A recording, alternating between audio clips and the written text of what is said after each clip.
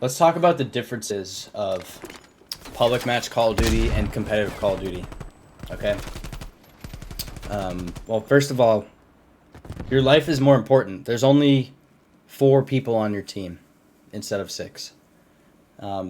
So don't take unnecessary chows or gunfights by yourself. I mean, I'm guilty of doing this. Everyone's guilty of doing this. I'm a pub player. I can rely on my own gun skill to get me far in pubs, but in public or private match 8s, whatever, competitive Call of Duty, it's a different game. So your life is more important. Don't do unnecessary things by yourself. Make sure to always play together as a team.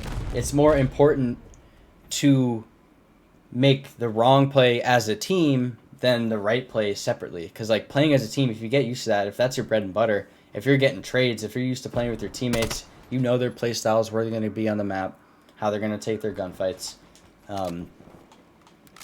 So pretty much, yeah, it's a different game. There's only 4 people on your team instead of 6. Don't go rogue. Don't go lone wolf.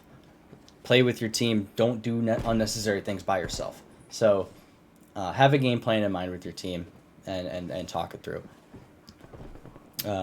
So building off of that, and obviously more important in competitive, spawns are more important. The spawns can be the deal breaker, especially in a game like Hardpoint where you're constantly trading out and flipping spawns.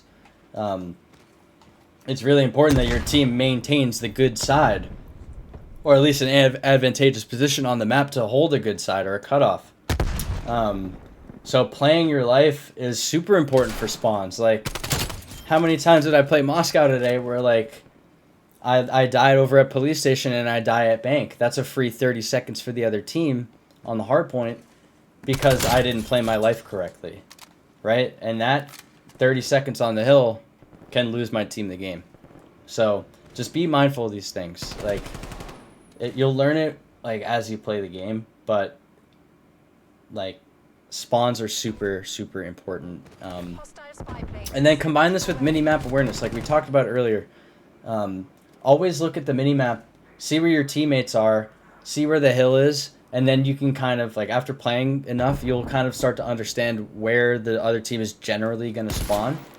So it's super important to combine, your spawn awareness with the mini-map awareness, and, knowing when to adapt to a certain playstyle. Like, if you're playing your life, like, and you're low health, like, don't fly around a corner and get beamed. Like, you're gonna die in half the amount of shots it takes you to kill the enemy, unless you really, like, camera them and catch them off guard. So these are all, like, the intangibles that you'll pick up on if you just practice.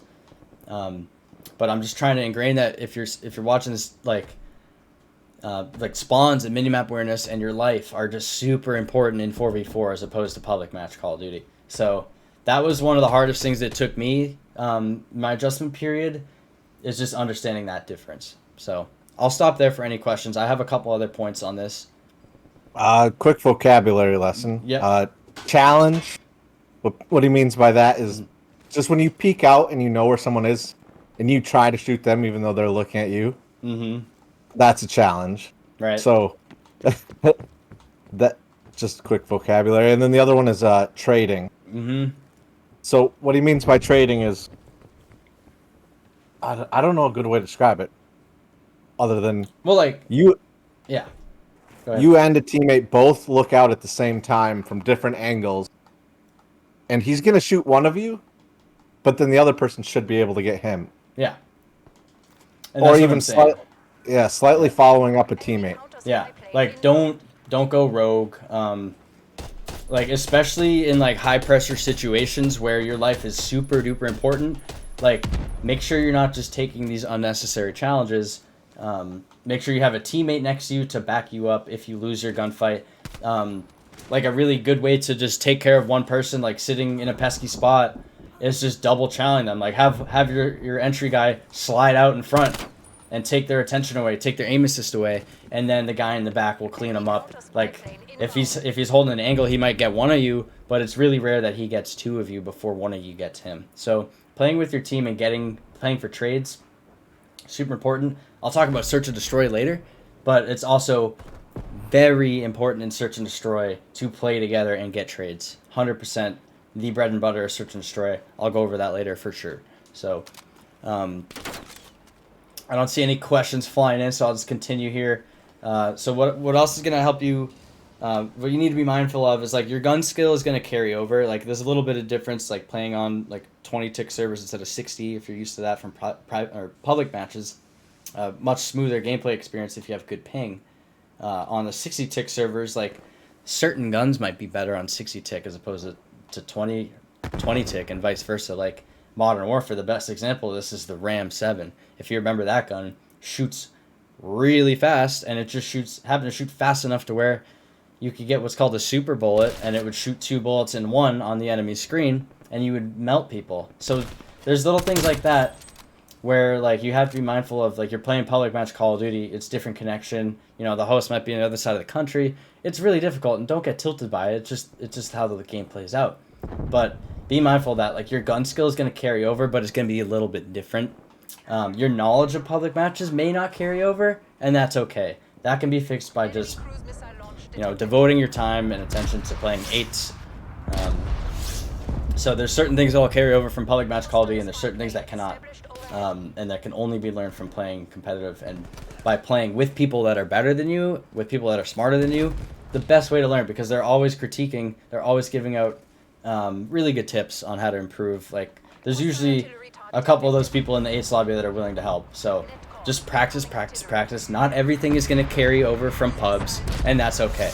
I really want casual players, you know, to not be scared of playing 8s. Like it's a really welcoming community. This is the perfect place to start. This is how I started in Modern Warfare, and that's how a lot of people have started playing competitive Call of Duty. So we're a welcoming community, and I really emphasize just getting out there, playing 8s, and just look for advice. So I hope that was helpful. It's okay to go negative. It's okay to go negative, for sure. Don't worry about your stats. Like, don't get disheartened. Like, don't quit, you know? Nobody's making money off of it. Yeah, Everyone's just here to have fun and learn. Yeah. No, it's a really good environment for new players, 100%. So yeah, one thing, I know Chad talked about these in particular a lot in his workshop, but no one really does this in pubs unless you're like with a full team, but callouts and information.